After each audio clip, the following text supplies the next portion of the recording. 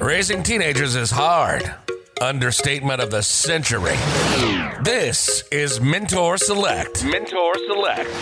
Parenting teens to be successful adults. Mentor Select serves parents who are raising teens. Every week, Derek interviews leading experts that work with teens, educators, counselors, mentors, and authors to give you practical tips, strategies, and resources that you can incorporate immediately to better connect and understand your teen. All while parenting them to be successful adults, focusing on social and emotional development, something that's left out of the classroom, but not in ours.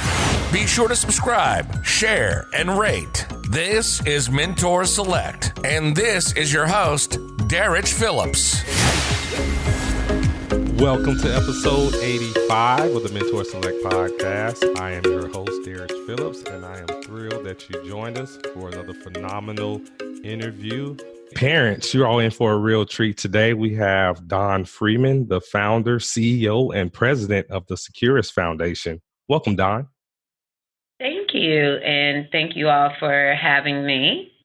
We're excited to have you. I know you're doing a lot of great things with prison reform, so can't wait to hear all about it. I guess for the listeners who are not familiar with the Securus Foundation, can you tell us what is the mission of the Securus Foundation? The mission of the Securus Foundation is to connect justice agencies to their communities using technology and processes that provide a demonstrable reduction in recidivism. And all that means in layman's terms is I really want to bridge the gap, or I set out to bridge the gap to connect law enforcement, jails, and prisons to local community partners, whether that be nonprofits or other government agencies or businesses in the community, to really help people, one, not just be rehabilitated, but to be habilitated. A lot of times there is an assumption that everyone in prison had a great opportunity or example, and they just made a bad choice and they ended up in prison. But some individuals never have been exposed to something outside of their community, and they really need to be habilitated and exposed to different resources and opportunities for the first time so they can succeed and not become incarcerated or impacted by the system again. And that is our mission, to help bridge that gap. Very important mission, absolutely. Now, I know for some of the listeners, the word recidivism may be a new term for them. I just recently learned it not too long ago. What does recidivism mean?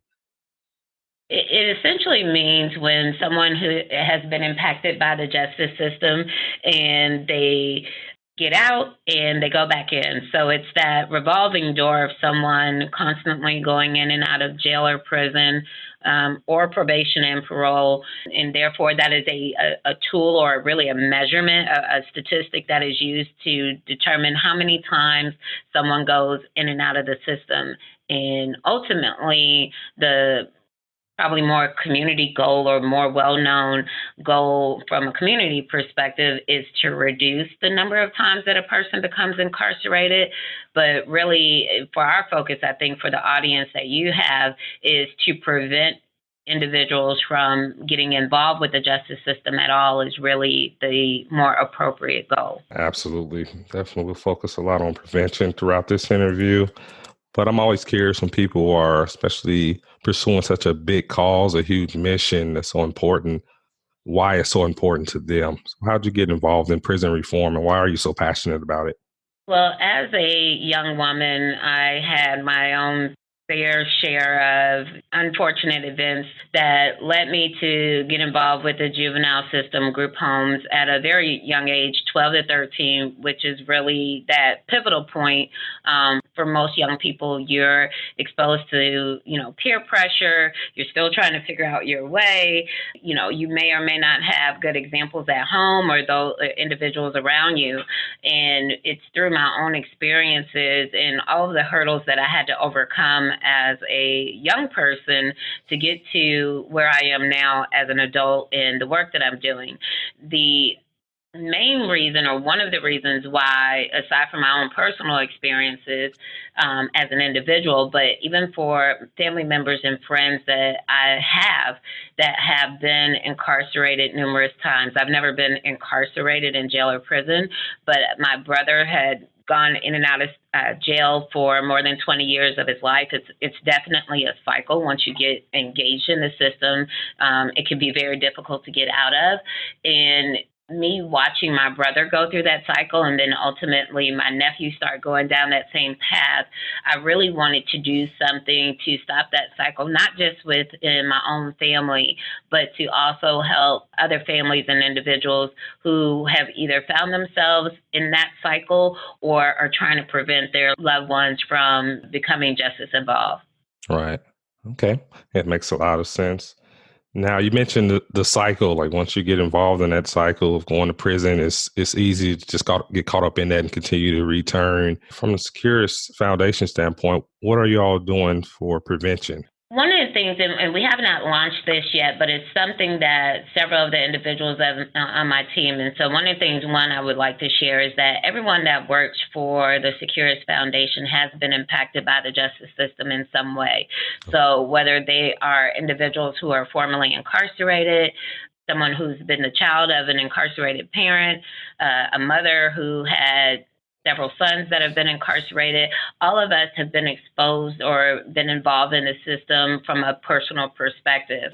For each of us, we understand the importance of developing that hope and giving other opportunities and exposure to people so that they can find an alternative where they don't go down that path. One of the reoccurring themes that I have found as I've been doing this work for almost 4 years now, full time, is that there is a school to prison pipeline.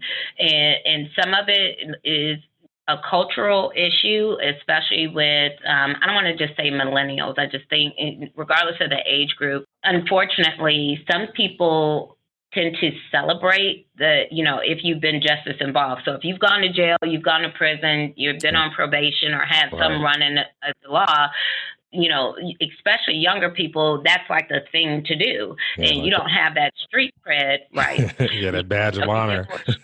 Right, exactly. It's like you're the cool kid if you're the bad boy or bad girl.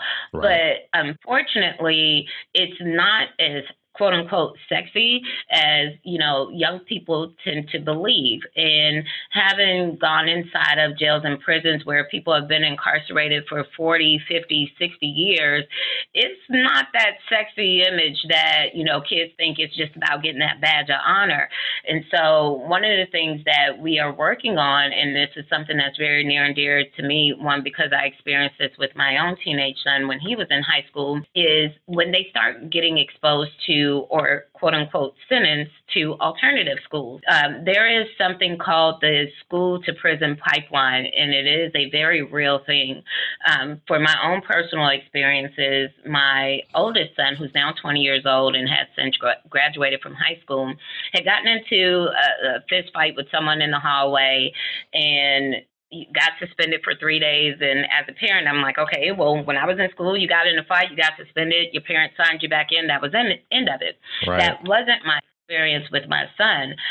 The fight happened. I go back to sign him into school, and they were having a hearing. And I was like, okay, wow, what is this about, right? So it was something with one of the principals at the school. They had the hearing, and they found my son guilty of whatever this offense is, fighting on school property or something along those lines. And he got sentenced to 45 days in alternative school. Wow. And I mean, there's a whole lot more of circumstances and situations that, raise my concern as a parent. But just the fact that it was a sentence. And then I went to the alternative school and looked at it, and it was literally designed like a jail or a prison. They have to wear a particular uniform, white shirt, khaki pants. They have to go through a metal detector. They sit in one big room with all the desks against the wall, and the teachers sit in the middle. That is the exact design of some jails and prisons. And because I have been working in that space in the public safety space for quite some time, the more and more I got exposed to where my son would be for that 45 days, the more concerned I became, because it literally was like jail training of how to behave in a jail environment. And I immediately, obtained an attorney and started pushing back on the school system, which unfortunately was a surprise for the school system. They were shocked that I had pushed back on them. I had researched the laws to see, what was the things they were supposed to do that they didn't do. Right. I retained an attorney. I actually went and looked up, local educational guidelines because I really didn't want my son to be in that environment, because the minute you expose a child to that, not only do you have the outside kind of street cred pressure that comes with, oh, you're cool because now you're going to alternative school. That's not something I want to celebrate as a parent. Right. But even aside from that, there were things that the school system did not do appropriately. And I was disheartened as a parent because of their reaction, not because I did something wrong. They were shocked that I didn't just go along with it. And so that really just heightened my concern as a parent of how many other kids have just been carted off or ushered off into this basically jail training camp from a school system perspective, and their parents didn't push back. And so that's something that, for me as a parent and in my capacity as the CEO of the Securus Foundation, I really do want to not only educate parents, but then also educate children. It's not a place that you want to be in. And while I get this kind of cultural perspective that it's the cool thing to do, it's really not. And our approach is to have them connect with young people. I have the blessing or the fortune to be able to work with young people that were sentenced to life sentences as a juvenile. Wow. And by the grace of God, they've been able to get out, turn their lives around, and do some amazing things. But to expose young people to other kids who have been in the system because they were kids when they went in, to say this is not the lifestyle. And now that you're at that critical decision point, if we can do anything to really tell you about the other side of those consequences, that's our investment into the young people. Wow. I know that was a mouthful. No, that's very insightful. A lot of value in everything you just said. So I want to unpack that some. I think one of the biggest takeaways is for parents listening is, like you said, don't just accept whether it's the school or the government, whoever, just telling you to do something. You have rights. As a parent, you can enforce your rights. And like you said, the school was surprised. Like, what? She hired an attorney? They wasn't expecting that. They're so used to parents saying, oh, okay, 45 days is not that bad, could be worse. But like you said, you didn't want to expose your son to that school to jail pipelines. I really applaud you for that. And I think it's hopefully serves as inspiration for a lot of other parents where they can fight back and not just accept what the school is saying, especially if it's something that's going to have a negative impact on their kids. Well, and I just want to quantify that a little bit. The other thing is, too, when you start thinking about young people, and especially if we kind of go back to when we were young teenagers, no, we don't know everything, and sometimes we think we do, but sometimes the kids aren't wrong. And just because another adult says something doesn't mean that they're wrong. And so listening, knowing your child, all facets of them, you know when they've done something wrong and you know when they've done something right. But really letting your child have a voice and hearing them out, because again, that's planting a seed in them for their future of not just going with the teacher said I did X, Y, Z, so therefore I must be wrong. Sometimes your child is right. And so you have to know your child, know how you raise them, what values you've instilled in place in them, and then know when to stand up and really fight on their behalf. That gives them a different level of courage and strength to really be able to push back and kind of challenge things, not in a disrespectful way. So I did it in the appropriate way, but I didn't just go with whatever somebody told me. I went and I educated myself, and then I gave my son a voice because I was his advocate, and that's our responsibility as a parent. Yeah, I think that's so important. Like you said, knowing your child, having those open lines of communication and giving them a voice where you can be their advocate when stand up when they feel that they're right and they've been wronged by authority. I love that. And also I love that you mentioned in terms of how important exposure is.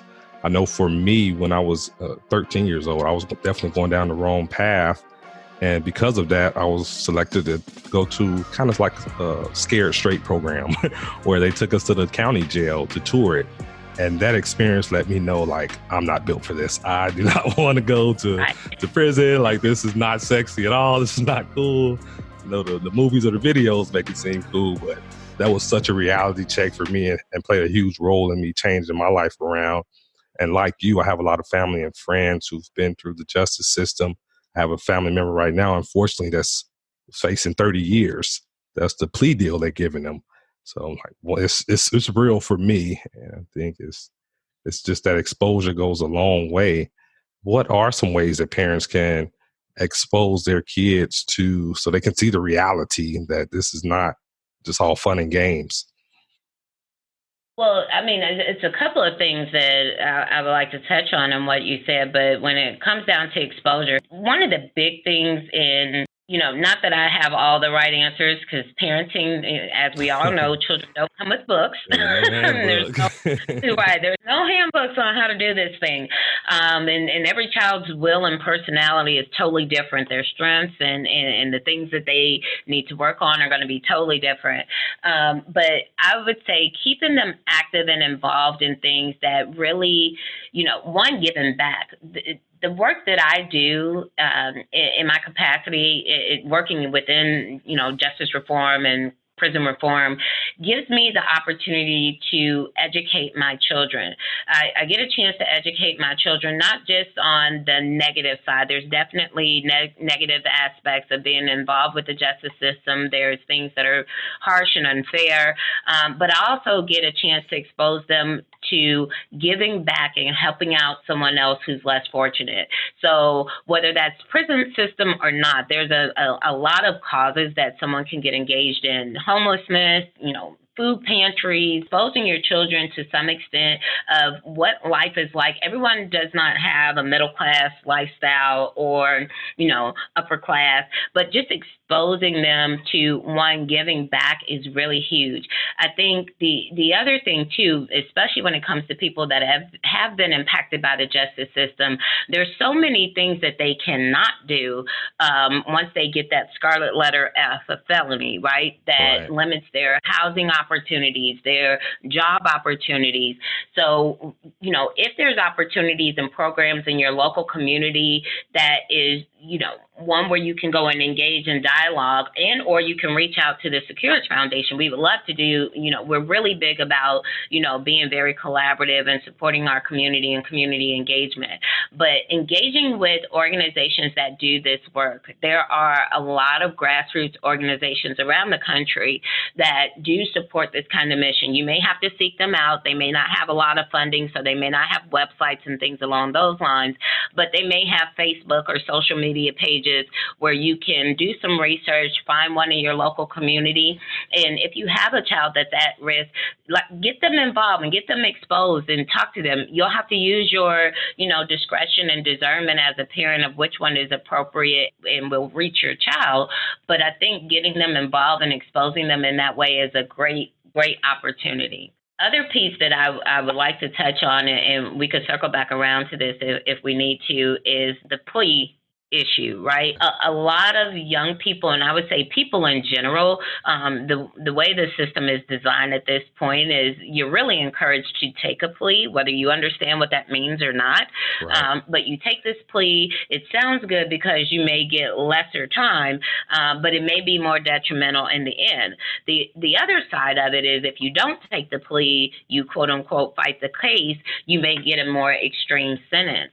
And so it's one of those things, depending on what your financial situation is, you may not be able to afford an attorney to, fight, and you end up acquiescing to a plea deal.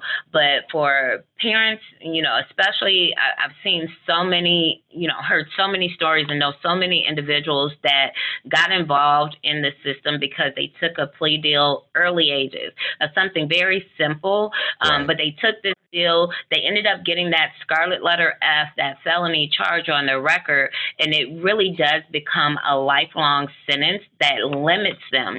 And so, I would really advise parents to educate their children on what our system, our laws are, how it functions, what is a misdemeanor, what is a felony, and understanding what those challenges are. You're educating them so they know, okay, if I do this and I get, exposed to some bad decision, I make some bad decision and I'm at risk of being charged with a felony, what does that really mean? It's not about the moment of you get 30 days or you just get probation, etc. It's that if you get that felony, does that limit you from getting a barbering license or, getting some kind of special skill or trade that 40 years later you may want to do? But because you have this felony that you agreed to when you were 18, 19 years old, now it's with you forever and you're stuck, you're blocked. Same thing with finding housing. So just making sure our kids, our communities really understand, what these things are. Don't go with the momentary, it's a little bit of time, so just go with it because it sounds good, because it's more detrimental in the long run. But you need to be able to make an educated decision, especially when you have children like with mine. My son was, 18. He graduated high school at 19. But at 18, of course, he's an adult. So I can't make decisions for him. I can, advise him as a parent on my own. But when it comes down to it, he has to stand up and say those things for himself. So arming your children, especially when they're at those critical ages, 16, 17, 18, even 15. I know some 15-year-olds that have been charged as an adult. In those situations, your child needs to know for themselves what the rules and guidelines are. So when they're speaking for themselves, they can make the best decision for their future and not just a momentary fix. Yeah, that's such an important point, because the public defender, the prosecutor, they have their own agenda. They're just trying to expedite the process. But thinking long term, what's the consequences of that plea deal is very important, knowing what your options are and what's going to be the long term consequences. Very good point. Now, going back to the school to prison pipeline, that's something that I think more people are becoming more aware of. What are some other components of that other than alternative schools? What are some other things you think contribute to the school to prison pipeline? Well, really, when you start thinking about kids that are at risk, start dropping out or getting exposed to the quote unquote wrong crowd or the bad crowd in school, or they start getting introduced to drugs while they're in school. I mean, some schools, the kids are smoking more weed and doing all kinds of pills and stuff, like the stuff they do today. We never did when I was growing up in high school. I never even would have fathomed, like, smoking weed was the thing to do, and I think they've been doing that since like the 60s. But to start getting into some of these more designer drugs, I mean, it really is where kids start to become at risk. And now it's younger and younger, elementary, middle school, and then kids start to see the value of school as being less important. The minute they start seeing school as less important or not valuable, then they're open to skipping school. Then when you're skipping school, you're out doing things you shouldn't be doing, or you're places where you shouldn't be. Then you're more susceptible to get pulled over or get arrested or be in, just in the wrong place at the wrong time. And before you know it, you're in jail or you're in prison. A downward spiral. So aside from just alternative schools, I would say just being mindful of the activities and what your children are involved in. And it's one thing to do it when they're younger. For my kids, I had the blessing to be able to have them involved with sports from, 5 on up. So they were always active and doing other things. Doesn't mean they weren't susceptible or not exposed to things that could have gone wrong, but they were always active. Once they start getting into 11 and 12, if you haven't really exposed them to anything else, it can be difficult, but I think that's our job and our responsibility as parents to constantly keep exposing them. Try it, music, get them into the arts, go to a museum, because you never know what might pique their interest. But the more you expose them to, and they find something other than the things on TV that they don't think it's culturally or don't think it's cool to have a bunch of tattoos and be in prison, expose them to some other things. You never know what your child may gravitate towards.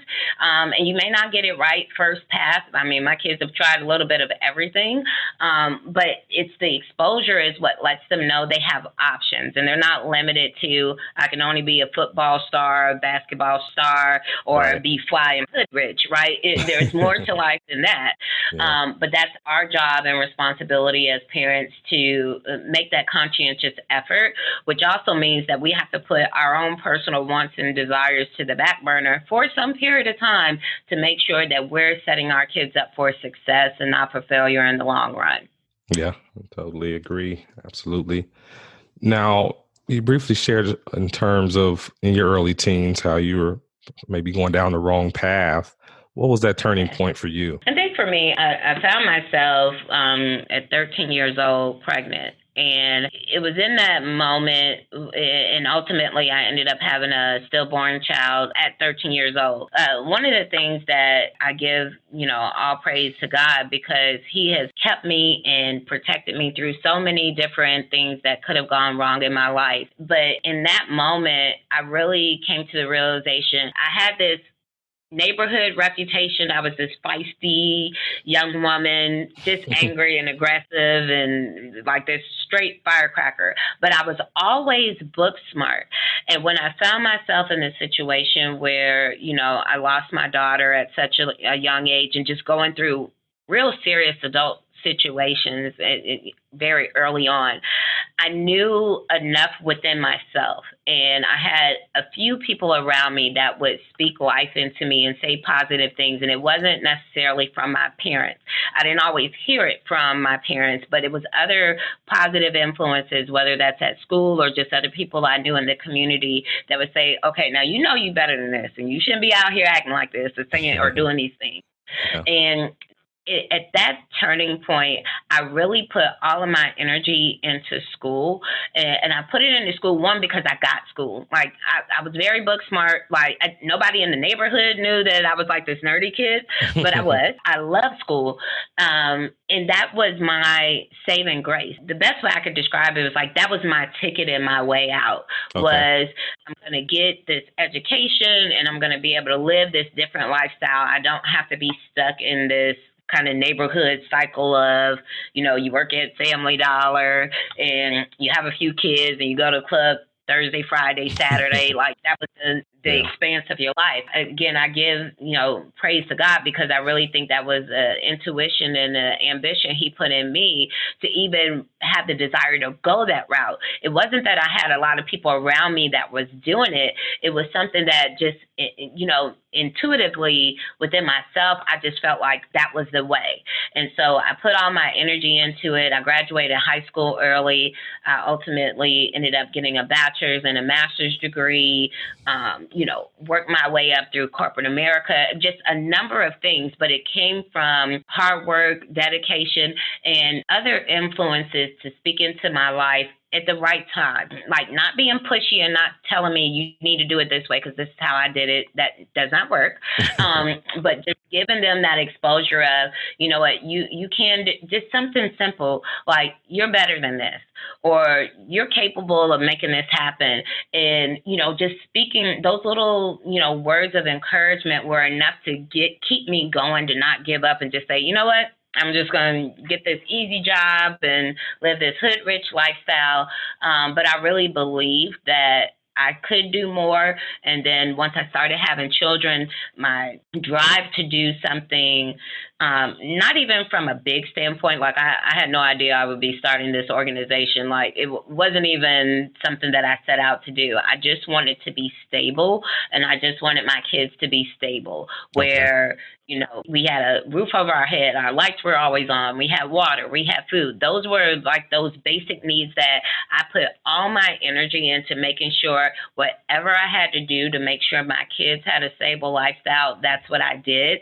And the rest of it was just a byproduct for me of being fast tracked through management and these other kind of blessings that came along with it. Wow, that's a truly inspirational story.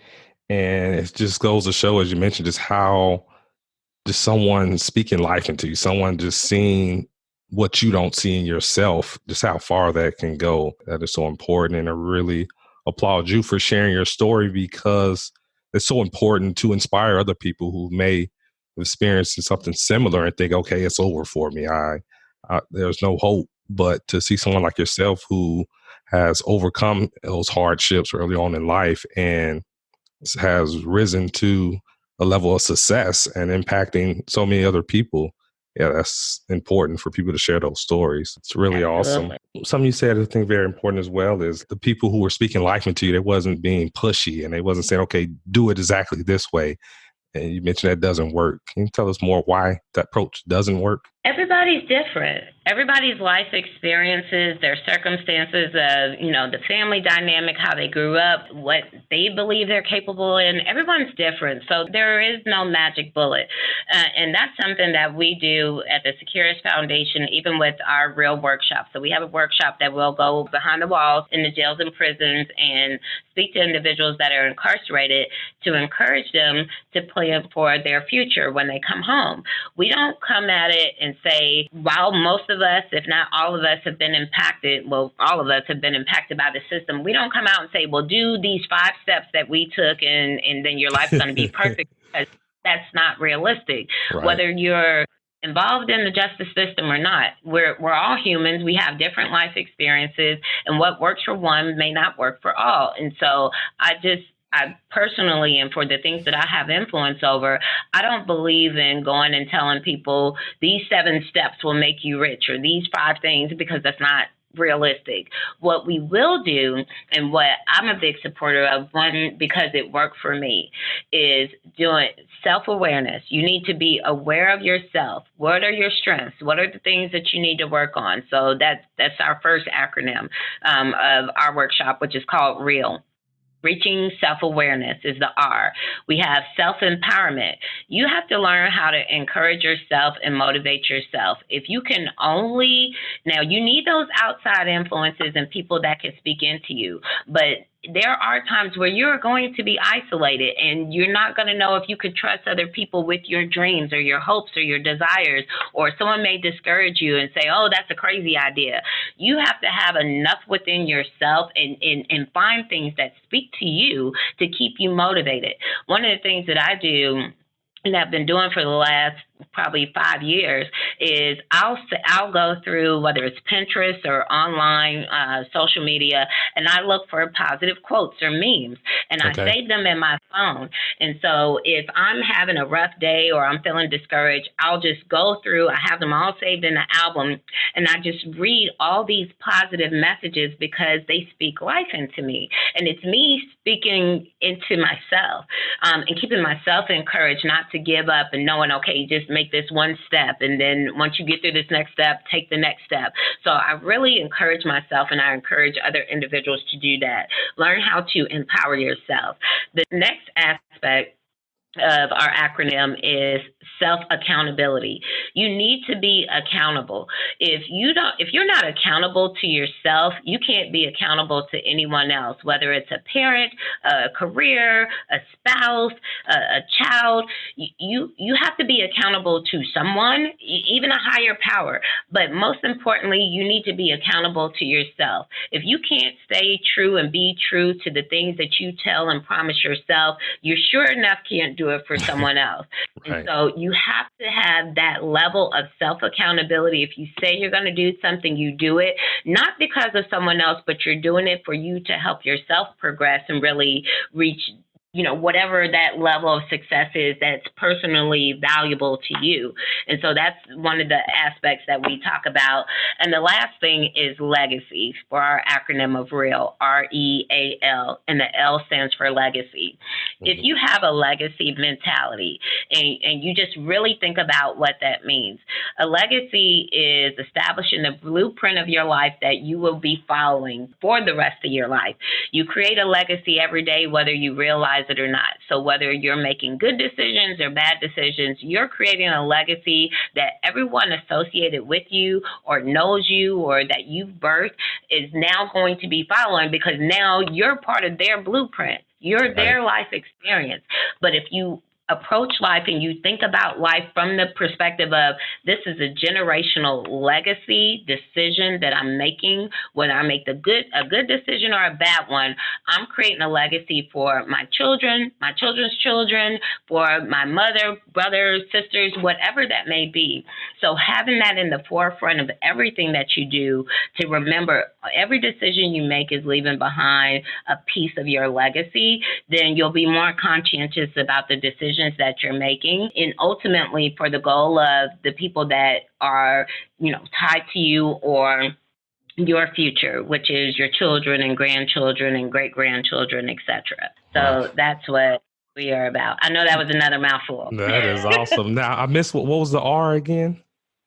Reaching self-awareness. Oh, reaching self-awareness. Wow. Yeah, I love that acronym. I actually watched one of the videos on the Securus YouTube channel where y'all went to Attica and taught the real workshop. So I was going to ask you about it, but you already covered it. So awesome. Yeah.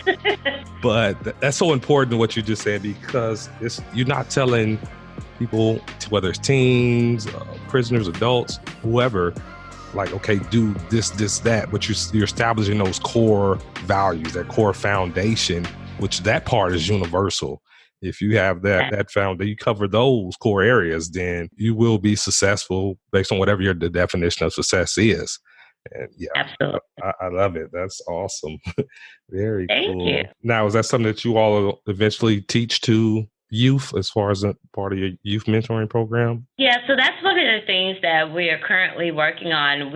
Several of the individuals on our team actually they have their own nonprofits as well, and they do this work, and they go into juvenile systems and alternative schools, and not necessarily to lead the real workshop, but for their own program. One of the things that we've been brainstorming on is how to take that same real conversation into alternative schools. I'm focusing on alternative schools, like I said, for me, just because of my experiences with my son. And, I see it as one of those critical decision points. While recidivism typically isn't measured by how many times you go in and out of alternative school, really it's the same thing. If recidivism in the adult everyday world is how many times you go in and out of jail, for what an alternative school represents is the same thing as recidivism. If every time you get in trouble in school, you go to alternative school, that's basically the same as you going back in and out of jail. And so if we can catch children and young people at that point when they are going in and out of this cycle, or even exposed to alternative school or at risk of going to alternative school, before they get there at that critical point where you don't just accept, oh, well, I'm just a bad kid, so I belong over here. And then you just start acquiescing to the rules and regulations of that system. But we really want to catch them and say, don't start this cycle now, because the minute you start this cycle, now you've allowed yourself to accept that it's the same cycle that you're going to live as an adult, going in and out of jail and or in and out of prison. We really want to break that cycle and break those generational curses to say, no, the buck stops with us, and that's what our vision is. We want to go in and really touch those young people, and not just to have that initial conversation, but to also connect them to organizations that are doing the work, that can mentor them in their local communities. And again, sometimes it may not be the parents. Sometimes kids just are not going to hear it from their parents, even though another individual may be saying the exact same thing as you. It's okay. You have to be strong enough as a parent to say, as long as they get it right. It doesn't have to come from me per se. We just want them to get it right, and it needs to come from a person with the right character, spirit, and belief system that I have, so that I can ensure that my child can be successful in the long run. Yeah. As we get ready to wrap up this interview, you've given us so much great value. I want to touch on something you mentioned earlier about how Securus Foundation focuses on not only rehabilitation, but also just habilitation or habilitated. Can you elaborate more on that concept? Yes. It goes back to really what I was sharing earlier, some people have never been exposed to anything different. They may have grown up in a household or an environment where everybody did the same thing. Everybody was on, I'm giving worst case scenario. This isn't true of everyone. But let's just say you grew up in the projects and everyone was on welfare and got food stamps and nobody completed high school and you just had a bunch of kids so you could get your check or whatever that may be. And for kids that have grown up in that situation, they may not know that, okay, well, we can go to, complete high school and go to college. You mean we can actually go to other states? Yes, you can. And it's sad, but it's so true. There are so many people that have never been exposed to anything outside of their normal their everyday family or environment. And that's one of the things that I'm very conscientious of and I would like to change.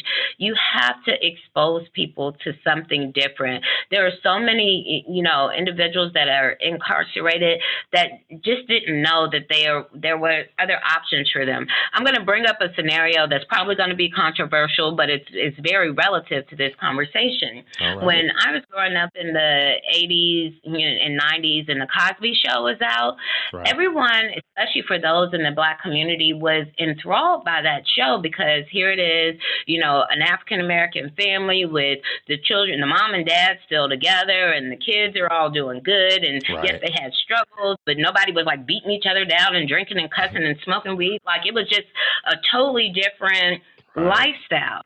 That was exposure. Now, it was TV version, but it was still exposure to something that may have been different than someone else's everyday life. And it at least gave us, individuals something to aspire to.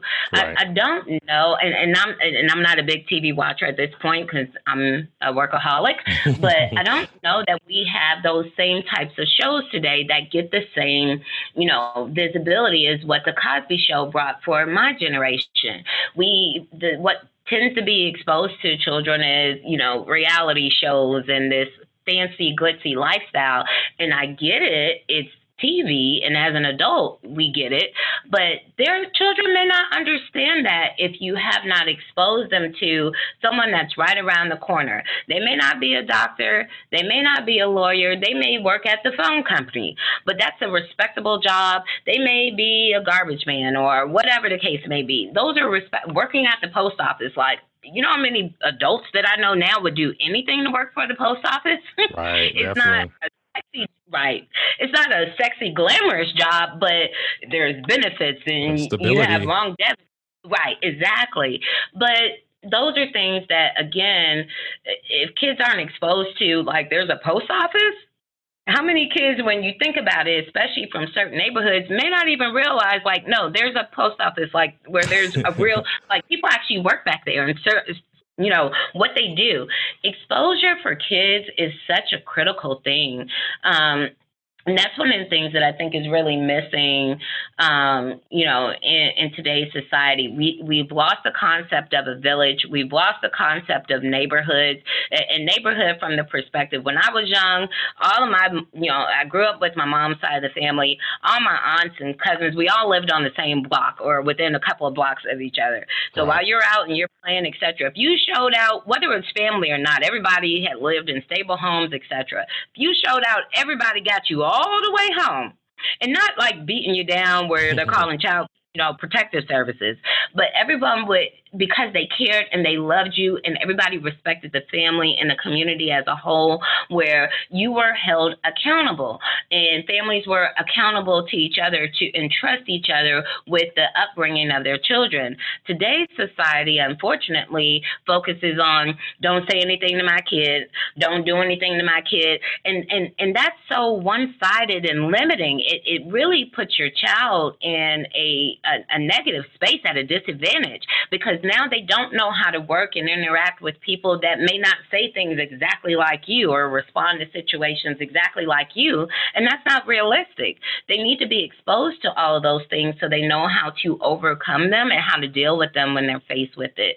And so that's something that I really encourage parents to do, is to again, for as much as you can band together, maybe it's not the people on your block, but if you have a network of friends that you trust, you have the same belief system, engage with each other, co-parent together with other families that you respect. Have your grandparents involved. These are our core values and competencies and ethics that children need exposure to so that they can become well-rounded adults when that time comes. Yeah, I totally agree with that. And that's kind of the inspiration behind this podcast, where it's uniting just that village of people coming together, parents coming together, experts coming together to share that knowledge and resources to help parent their kids, because you don't have to do it alone. And like I said, the kids don't come with a handbook.